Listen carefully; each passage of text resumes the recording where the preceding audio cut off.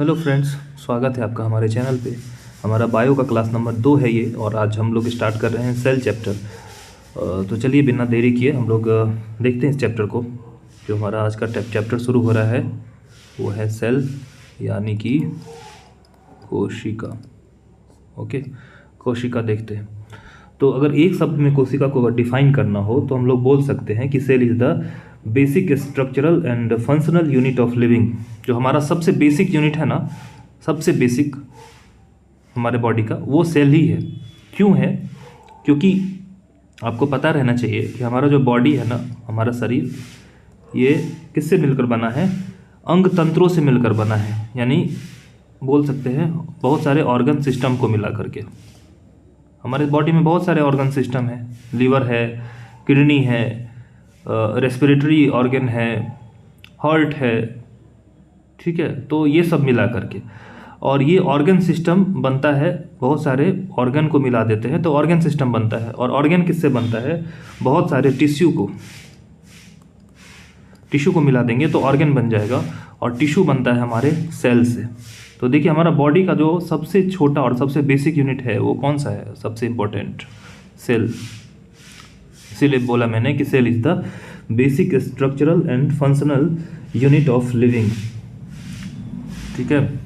जो हम लोग कोशिका का अध्ययन करते हैं उसको हम बोलते हैं साइटोलॉजी। क्या बोलते हैं? कोशिका का अध्ययन को क्या बोलते हैं? साइटोलॉजी। एक एक वर्ड में जो बोल रहा हूँ ना, वो सारे के सारे एग्ज़ाम रेलिवेंट ही हैं। कुछ भी फालतू का चीज़ नहीं बताया जा रहा आपको, तो सभी को आप ध्यान से सुनेंगे, ठीक है।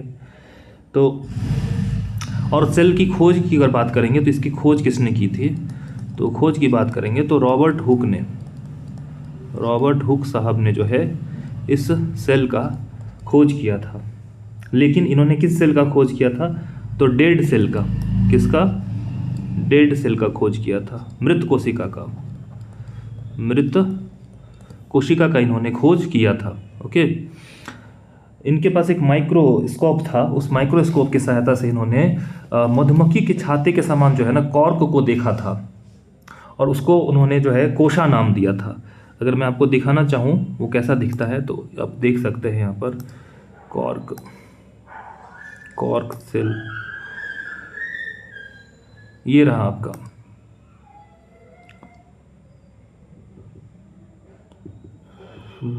ये रहा आपका, आप देख सकते हैं ये ऐसा पाया जाता है। एक ट्री आता है, कॉर्क ओक ट्री इसको बोलते हैं, उसमें खास तौर पे ऐसा मिलता है। ये डेड होता है, डेड सेल होता है पेड़ पौधों का। तो इसी में जो है उन्होंने जो है इसका खोज किया था, ठीक है, मृत कोशिका का। और इन्होंने एक बुक भी लिखा था। उस बुक का नाम था माइक्रोग्राफिया।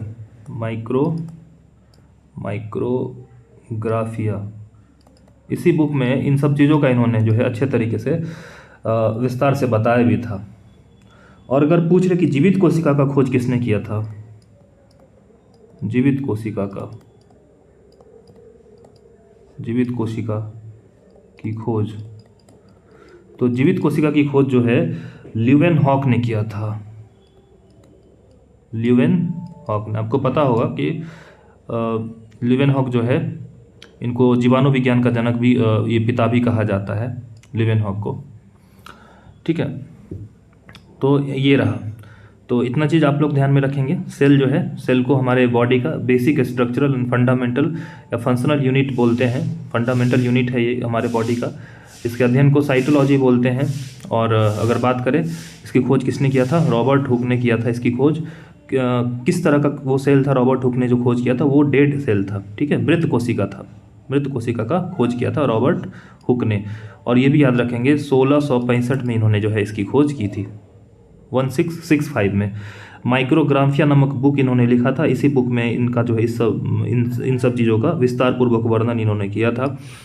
और बात करें जीवित कोशिका का, तो जीवित कोशिका का खोज किसने किया था? जीवित कोशिका खोज किया था ल्यूवेनहॉक ने, एंटोनी वॉन ल्यूवेनहॉक ने किया था।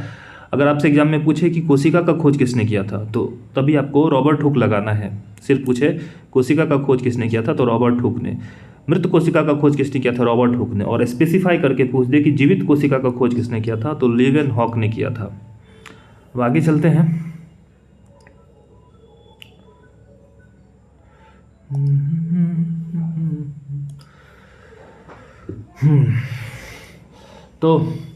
अब हम लोग आगे चलते हैं। तो इस टाइम में जो है ना, ये कोशिका के अलावे कोशिका के बहुत सारे जो अंग होते हैं, कोशिकांग जिनको बोलते हैं, उसका भी खोज किया गया था और सब चीज़ों का खोज किया गया था। जैसे तो उसको भी आपको याद करना पड़ेगा। जैसे कि अगर मैं बात करूँ केंद्रक का, तो केंद्रक को आपको पता होगा, केंद्रक को कोशिका का दिमाग कहा जाता है। केंद्रक को कोशिका का दिमाग कहा जाता है। तो केंद्रक की खोज जो है, केंद्रक की खोज किया था रॉबर्ट ब्राउन ने। रॉबर्ट ब्राउन ने, ठीक है, ये भी याद रखेंगे। इसके अलावे आपको बात करें तो स्लाइडेन एक वैज्ञानिक थे। स्लाइडेन ने कहा था कि पौधों का शरीर सूक्ष्म कोशिकाओं का बना होता है। स्लाइडेन और स्वान, कोशिका सिद्धांत भी दिया था इन्होंने, स्लाइडेन और स्वान, ठीक है, इन्होंने कोशिका सिद्धांत भी दिया था। तो स्लाइडेन ने क्या कहा था कि पौधों का शरीर, पेड़ पौधों का जो शरीर होता है वो कोशिकाओं का बना होता है। और स्वान ने कहा था, स्वान जीवों के लिए बोला था, जंतुओं का शरीर भी सूक्ष्म कोशिकाओं का बना होता है। स्वान ने क्या कहा, जंतुओं का, एनिमल्स का शरीर सूक्ष्म कोशिकाओं का बना होता है। और स्लाइडेन ने क्या कहा, पौधों का शरीर सूक्ष्म कोशिकाओं का बना होता है।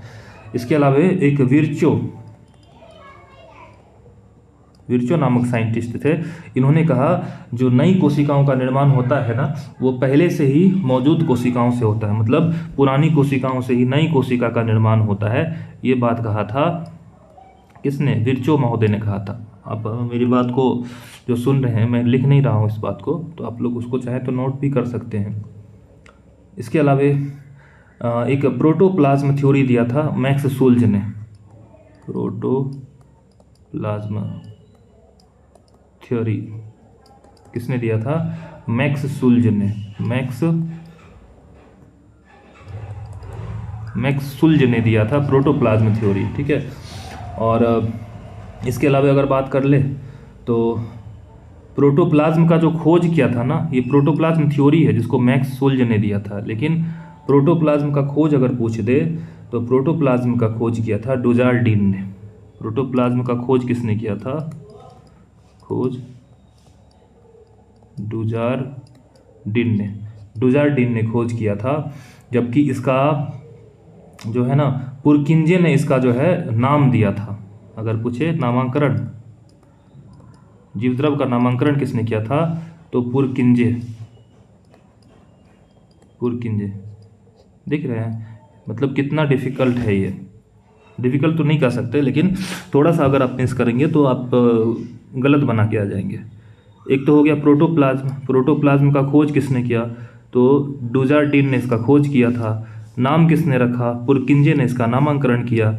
और प्रोटोप्लाज्म का जो थ्योरी है वो किसने दिया था, तो मैक्स सुल्ज ने दिया था प्रोटोप्लाज्म थ्योरी, ठीक है। आगे चलते हैं।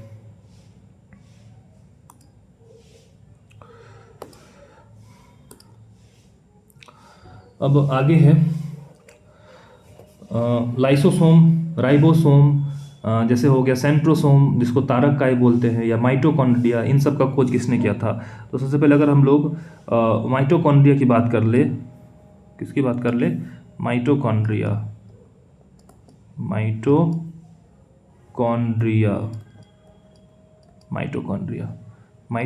का जो खोज किया था ना, माइटोकॉन्ड्रिया का खोज किया था रिचर्ड अल्टमैन ने। रिचर्ड अल्टमैन ने इसका खोज किया था। जबकि इसका नाम जो रखा था वो नाम रखा था बेंडा ने इसका नामांकरण किया था। बेंडा ने माइटोकॉन्ड्रिया का नामांकरण किया था। अगर लाइसोसोम की बात कर ले, लाइसोसोम जिसको आत्महत्या की थैली भी बोलते हैं, इसका खोज किया था डी डवे ने। लाइसोसोम का खोज किसने किया था, डी डवे ने। तारक काय यानी कि सेंट्रोसोम की बात कर ले, सेंट्रोसोम तारक काय, तो तारक काय का जो खोज किया था वो किया था टी बोवेरी ने।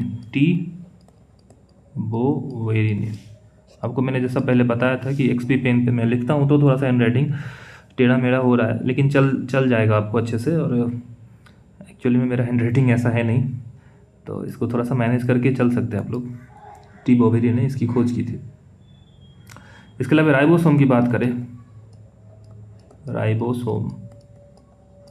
राइबोसोम का जो खोज किया था ना, वो किया था जीई पैलेट ने, जीई बोल सकते हैं पैलेट, जीई पैलेट ने राइबोसोम का खोज किया था।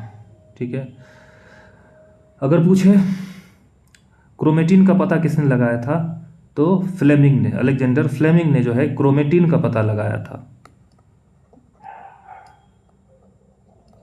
क्रोमेटिन का पता किसने लगाया था, तो क्रोमेटिन का पता लगाया था फ्लेमिंग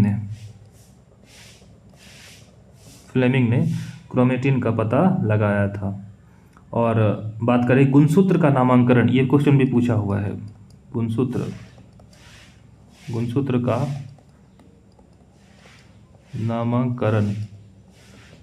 नामकरण किसने किया था, तो वॉल्डेयर नामक वैज्ञानिक ने,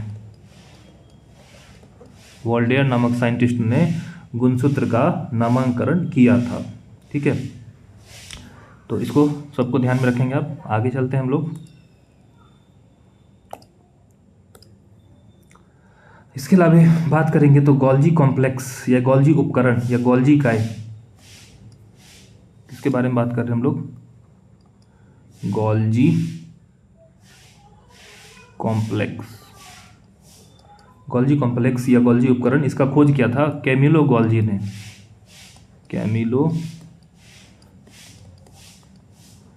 कैमिलो गोल्जी ने इसका जो है खोज किया था। ठीक है, एक वैज्ञानिक थे स्ट्रॉसबर्गर, ठीक है, बर्गर, BURGER, स्ट्रॉसबर्गर ने बताया था कि पैतृक लक्षणों की वंशागति में भाग लेता है कौन, केंद्रक। स्ट्रॉसबर्गर ने बताया कि जो केंद्रक होता है ना, पैतृक लक्षण मतलब क्या, हमारे माता पिता का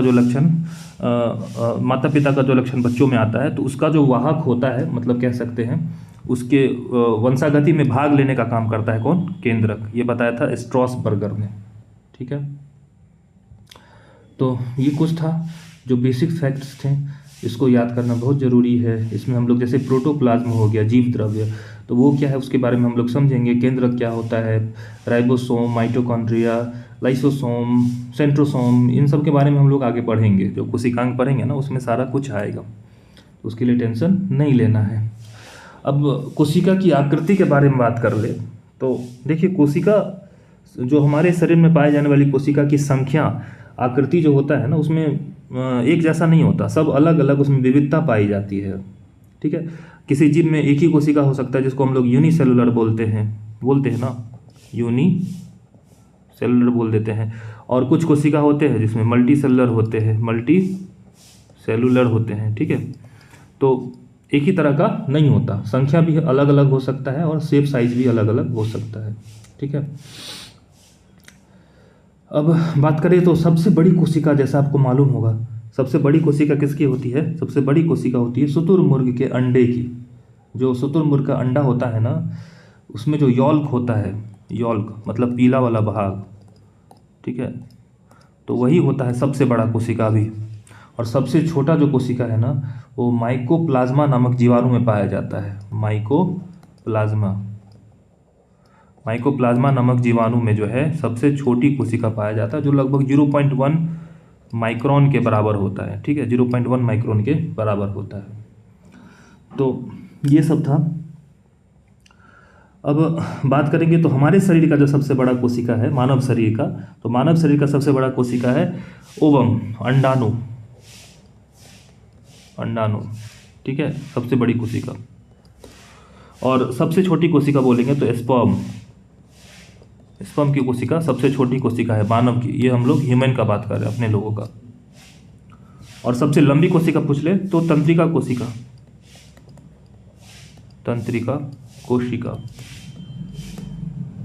ये सबसे लंबी कोशिका होती है, तंत्रिका कोशिका। ठीक है, ये हो गया। अब हम लोग चलते हैं कोशिका सिद्धांत पे। कोशिका सिद्धांत जो है, जैसा कि मैंने आपको बताया था पहले ही, कि स्लाइडन और स्वान नामक वैज्ञानिकों ने जो है मिल करके दिया था कोशिका सिद्धांत, सेल थियरी।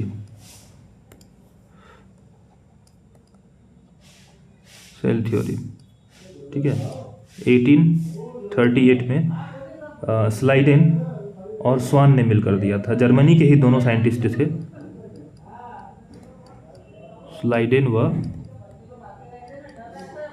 स्लाइडेन और स्वान। ठीक है, इन्होंने क्या कहा था कोशिका सिद्धांत में? कहा था कि प्रत्येक जीव का शरीर जो है या तो एक कोशिका का बना होता है या अनेक कोशिका का बना होता है, जिसको हम लोग पर्टिकुलर यूनिसेलुलर बोल देते हैं। यूनिसेलुलर या एक से ज़्यादा कोशिका का बना होगा तो मल्टी सेलुलर बोल देंगे। ठीक है, और प्रत्येक जीव की उत्पत्ति कोशिका से होती है, जैसे मैंने आपको बताया था।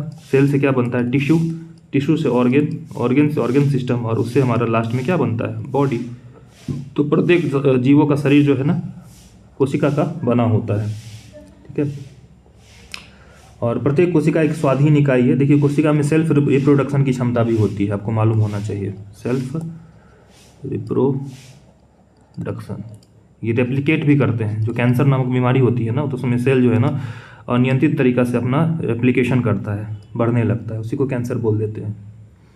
तो प्रत्येक कोशिका जो है ना एक स्वाधीन इकाई है, मतलब फ्री है वो, लेकिन सब कोशिका मिल करके काम करती है और एक जीव का निर्माण होता है।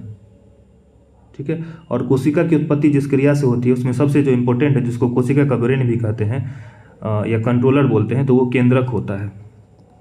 तो केंद्रक जो है सबसे इम्पोर्टेंट हो जाता है। अगर कोशिका सिद्धांत का अपवाद, इस अपवाद की बात करेंगे तो इसका अपवाद है एक ही, वायरस, यानी कि विषाणु। विषाणु जो है ना वो कोशिका सिद्धांत का अपवाद है। क्यों है अपवाद? कि ये दोनों तरह से बिहेव करता है, जीवित भी रहता है और मृत भी होता है। इसको बोतल में भर करके आप हजारों साल तक बंद करके रख सकते हैं, और फिर जैसे ही खोलेंगे ना तो वो क्या करेगा? फिर से जिंदा हो जाएगा, लाइव हो जाएगा। Virus is a primitive organism that have not reached a cellular state. इसमें कोशिका नहीं होता, विषाणु में कोशिका होता ही नहीं है, लेकिन फिर भी इसको हम लोग क्या कर सकते हैं? जैसे ही बोतल से निकाले या फिर देखते हैं ना विषाणु, जो विषाणु से आपको ये होता है ना, जैसे कोरोना वायरस आया था विषाणु से, तो वो बाहर में है तो फिर इन्फेक्शन फैला रहा है, बीमारियां फैला रहा है। और जैसे ही उसको हम लोग क्या करें? बंद करके रख दे बॉटल में, तो हजारों साल तक हम लोग उसको रख सकते हैं ऐसे बंद करके। तो ये थोड़ा सा अपवाद में आ जाता है विषाणु। ठीक है, अब हम लोग देखेंगे कोशिका के टाइप को। ठीक है, कोशिका के टाइप को देखेंगे और उसमें हम लोग क्या देखते हैं? कोशिका देखिए रचना के आधार पर अगर देखें ना, रचना के आधार पर, तो कोशिका दो टाइप का होता है सेल। किसके आधार पर? On the basis of structure. Cell कितने टाइप के होंगे? दो टाइप के। एक होते हैं प्रोकैरियोटिक, प्रोकैरियोटिक, और एक होता है यूकैरियोटिक। ठीक है, अब इस दोनों में हम लोग इसी तरह से डिफ्रेंशिएट करके हम लोग देखते हैं कि दोनों में क्या डिफरेंस है, प्रोकैरियोटिक और यूकैरियोटिक में। ओके, तो सबसे पहला जो डिफरेंस है, प्रोकैरियोटिक जो सेल होता है ना, ये प्रिमिटिव होता है, प्रीमिटिव। ठीक है, आदिम प्रकार का होता है, जबकि आपको यूकैरियोटिक जो है ये डेवलप्ड होता है, विकसित होता है। ये हम लोग यूकैरियोटिक में ही आते हैं। ठीक है, विकसित होता है। बात करेंगे तो इसमें केंद्रक होता है, लेकिन वो काफ़ी अविकसित होता है। ठीक है, काफ़ी अविकसित होता है। अविकसित के लिख सकते हैं अविकसित केंद्रक, और इसमें पूर्ण विकसित केंद्रक इसमें पाया जाता है। ठीक है, ये 2 नंबर हो गया। तीसरा अगर बात कर ले तो इसमें जो राइबोसोम होता है प्रोकैरियोटिक प्रकार के सेल में, राइबोसोम ये 70S प्रकार का होता है, और इसमें यूकैरियोटिक में 80S प्रकार का होता है। ये S मतलब सेडिमेंटेशन कॉफिशिएंट, मतलब कौन कितना जल्दी वो पानी के नीचे बैठ जाएगा। ठीक है, कितना जल्दी बैठ जाएगा, वही है ये। मतलब समझिए एक सिंपल वर्ड में, कौन कितना भारी है। तो इसका 70S और 80S। ठीक है, और अगर बात करें तो इसका जो फ्लैजिला होता है, प्रोकैरियोटिक सेल का जो फ्लैजिला होता है, फ्लैजिला, इसमें 9+2 अरेंजमेंट नहीं होता, जबकि इसके फ्लैजिला में जो है 9+2 अरेंजमेंट होता है। अब ये क्या है, यहाँ तो ये थोड़ा सा डीप हो जाता है, लेकिन मैं आपको समझाता हूँ क्या होता है। फ्लैजिला, सबसे पहले फ्लैजिला और सिलिया क्या होता है, तो सेल में जो है ना छोटे छोटे रोआ के जैसे जो है ना संरचना पाया जाता है, जो उसको लोकोमोशन यानी कि गमन करने में, चलने फिरने में मदद करते हैं कोशिका को, तो उसी को सिलिया और फ्लैजिला बोलते हैं। ये सिंपल भाषा में मैंने आपको बताया। अब ये 9+2 अरेंजमेंट क्या है, तो मैं आपको बताता हूँ 9+2 अरेंजमेंट। अब ध्यान से सुने।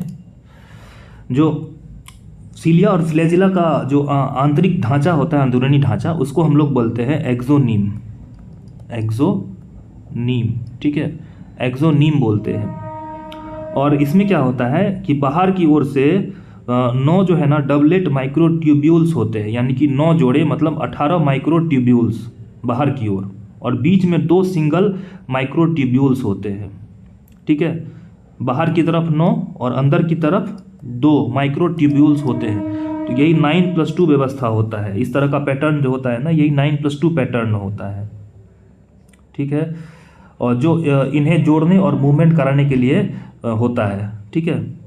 इसमें मतलब कि स्लाइडिंग होता है इसमें, तो स्लाइडिंग की वजह से सिलिया और फ्लैजिला में क्या होता है, मूवमेंट आता है, ठीक। तो बस यही है। आपको प्रोकैरियोटिक में ये नहीं मिलेगा, फ्लैजिला का 9+2 अरेंजमेंट, जबकि यूकैरियोटिक में आपको जो है ना 9+2 का अरेंजमेंट जो है मिल जाएगा। अब आगे हम लोग बात करें और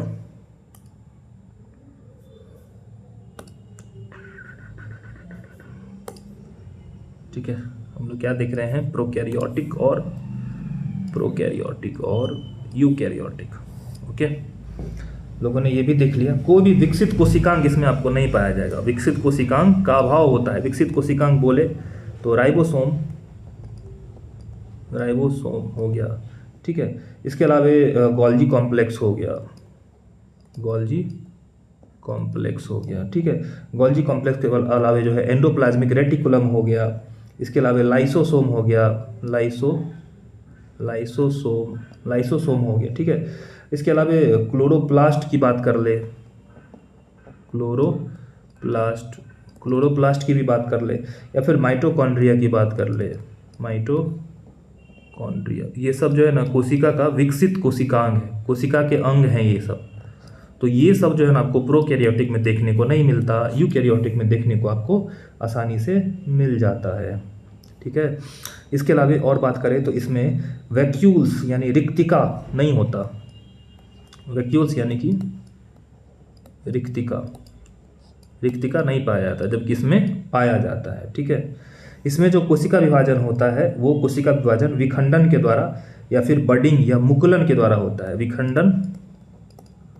विखंडन अथवा मुकुलन, बडिंग, या फिर इसको ही हिंदी में क्या बोलते हैं, मुकुलन के द्वारा होता है।